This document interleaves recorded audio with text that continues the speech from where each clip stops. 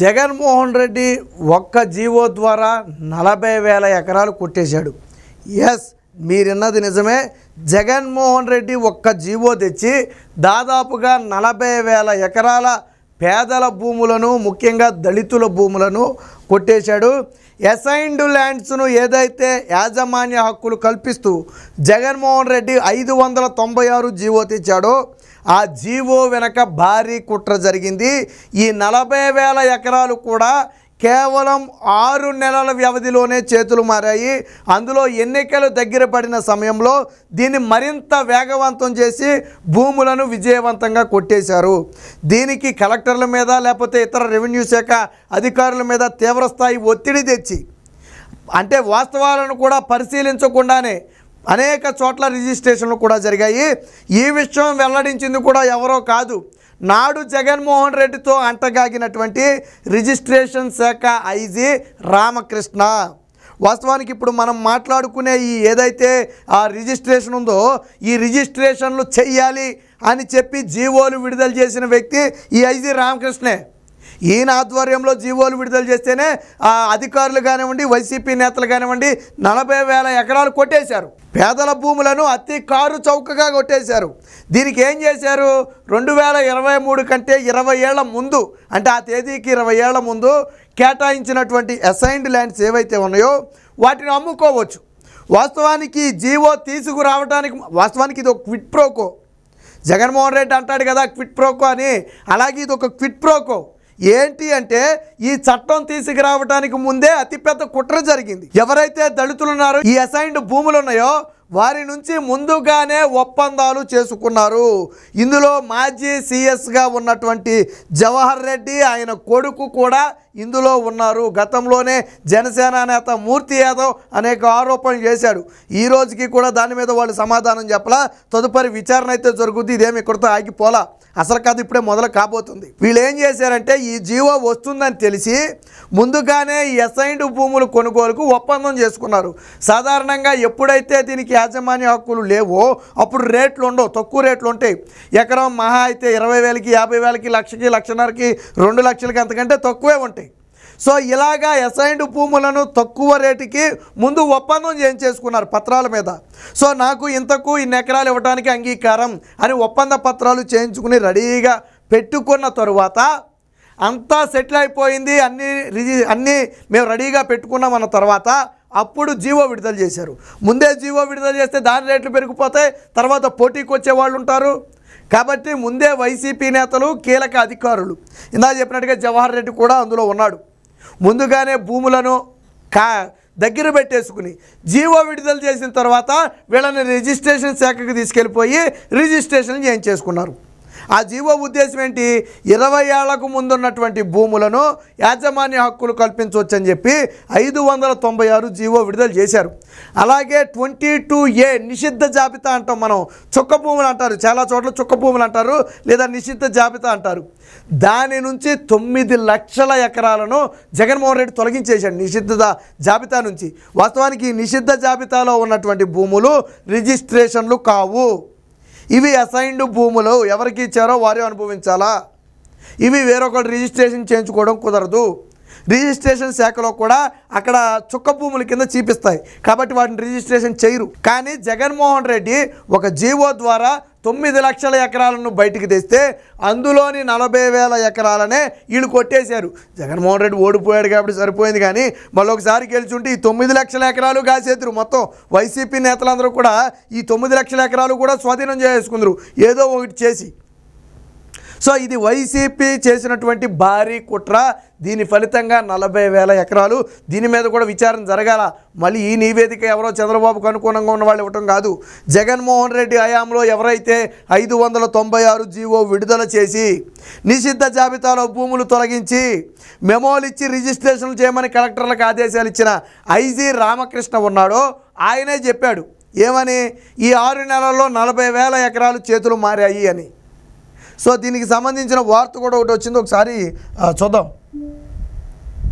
So అసైన్డ్కు ఎసరు 6 నెలల్లో 39,398 ఎకరాలకు రిజిస్ట్రేషన్లు. ఇంత స్పీడుగా జీవో ఇచ్చిన అనతి కాలంలోనే అంత స్పీడ్గా ఎలా రిజిస్ట్రేషన్ జరిగాయి 1000 ఎకరాలు? ఎందుకనంటే జీవో కంటే ముందే వీళ్ళు ఒప్పందాలు చేసి పెట్టుకున్నారు కాబట్టి జీవో వచ్చిన మరుక్షణం వాళ్ళని కనీసం ఆలోచించుకునే గ్యాప్ కూడా ఇవ్వకుండా తీసుకెళ్ళిపోయి రిజిస్ట్రేషన్ చేయించేసుకున్నారు. ఇందులో నాయకులు ఉన్నారు, అధికారులు ఉన్నారు, వాళ్ళ బినామీ పేర్ల మీద పెట్టుకున్నారు. ఈ విషయం తెలిసిన ప్రతి ఒక్కరూ ముందే ఒప్పందం చేసుకోవటం, జీవో వచ్చిన తెల్లారే రిజిస్ట్రేషన్ ఆఫీస్కి వెళ్ళిపోయి చేసుకోవడం. మళ్ళీ పైగా రిజిస్ట్రేషన్ల సమయంలో దీన్ని వెరిఫై చేసే అవకాశం కూడా లేకుండా ఇదే రామకృష్ణ జీవో ఇచ్చాడు. పూర్తిస్తే కలెక్టర్లకు అధికారాలు ఇచ్చేసి ఆ భూముల్ని మీరు రిజిస్ట్రేషన్ చేసేయచ్చు, మీరేం ఆలోచించక్కర్లేదు అని చెప్పి కలెక్టర్లకు ఆదేశాలు ఇచ్చినటువంటి వ్యక్తి కూడా ఆ వ్యక్తే. దానికి సంబంధించిందే ఈ వార్త. వైకాపా పెత్తందారులు సీనియర్ అధికారులకు లబ్ధి, ప్రభుత్వానికి రిజిస్ట్రేషన్ శాఖ ఐజీ రామకృష్ణ నివేదిక. ఈ ఐజీ రామకృష్ణ అనే వ్యక్తి జగన్మోహన్ రెడ్డి హయాంలో జగన్మోహన్ రెడ్డితో అంటగాగిన వ్యక్తి, ఈ అసైన్డ్ భూములకు జీవో విడుదల చేసినటువంటి వ్యక్తి. ఆయనే చెప్పాడు, వేరొకరు చెప్తే నమ్మకల్లా, ఆయనే చెప్పాడు. ఆయనే ఈ ఐజీ శాఖ రిజిస్ట్రేషన్ శాఖ ఐజీ రామకృష్ణ.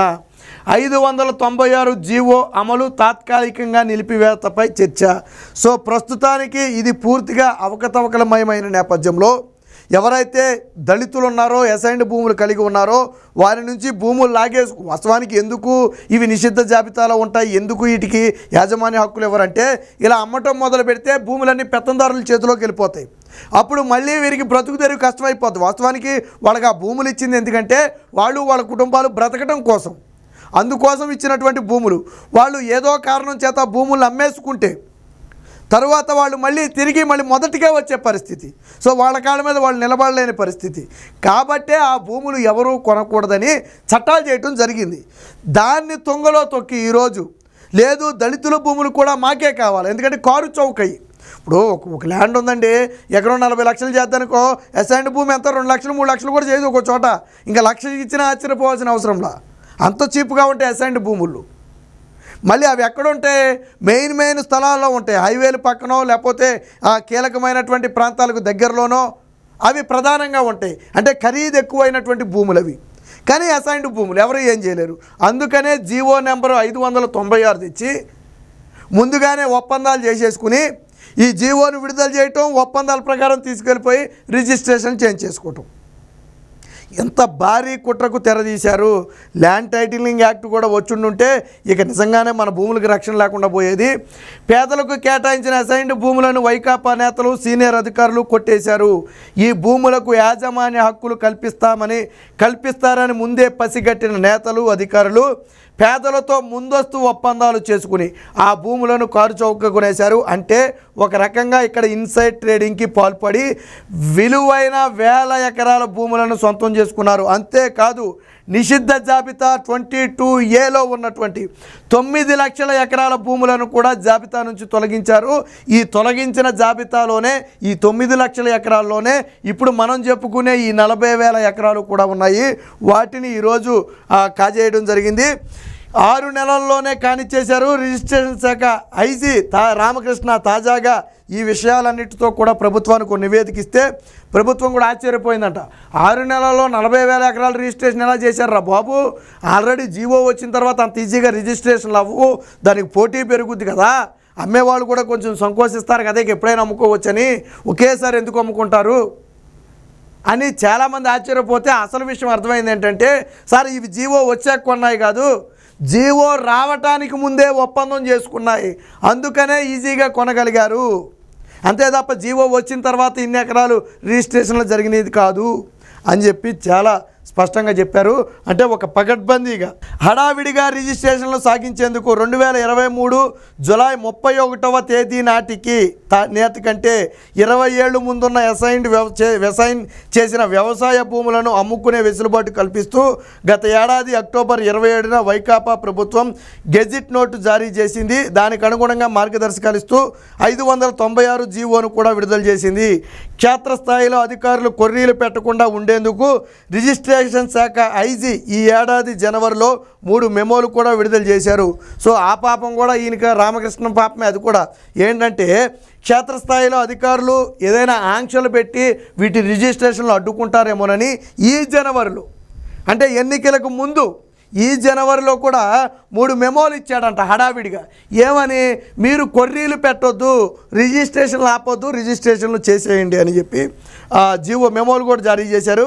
వెబ్లాండ్లో ఉన్న వివరాలు కూడా పరిశీలించకుండా కలెక్టర్లు జాబితాలకు అనుగుణంగా రిజిస్ట్రేషన్ చేయాలని, నిషిద్ధ జాబితా నుంచి తప్పించాలని మెమోల్లో ఐజీ రామకృష్ణ పేర్కొన్నారు.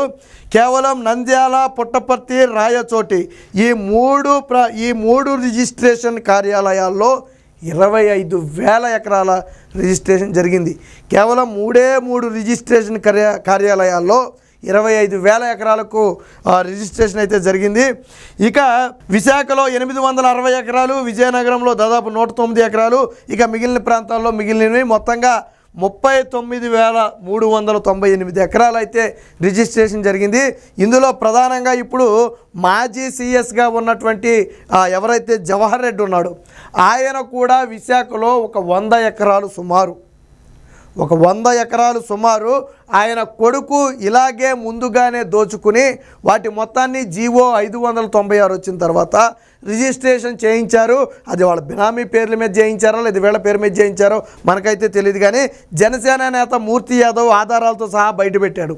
ఎవరెవరితో ముందు ఈ జవహర్ రెడ్డి కొడుకు లేదా మధ్యలో ఇంకొక వ్యక్తి కూడా ఉన్నాడు, వీళ్ళు ఎవరెవరితో అయితే ముందుగా ఒప్పందాలు చేయించుకున్నారో వాళ్ళ దగ్గరికి వెళ్ళి, అసైన్డ్ భూములు ఉన్న వాళ్ళ దగ్గరికి వెళ్ళి వాళ్ళతో ముందస్తు ఒప్పందాలు చేయించుకున్నారో ఆ ఆధారాలను కూడా బయట పెట్టడం జరిగింది. ఆ రోజు నుంచి ఈ రోజుకి జవహర్ రెడ్డి నోరు మెదపలేదు. దీని మీద పూర్తి స్థాయి విచారణ జరగాలి. ప్రభుత్వం కూడా శ్వేతపత్రం విడుదల చేసిన తర్వాత ఈ 40,000 ఎకరాలు కొనుగోలు చేసింది ఎవరు అనే వివరాలు బయటికి తీసి మొత్తంగా కూడా పూర్తి స్థాయి విచారణ జరిపితే అసలు అవకతవకలు బయటపడే అవకాశం ఉందని చెప్తున్నారు. ఏది ఏమైనా జగన్ పాలనలో అడ్డగోలుగా భూములు దోచుకున్నారు అనటానికి ఈ అసైన్డ్ భూముల దోపిడీయే ఒక ఉదాహరణ.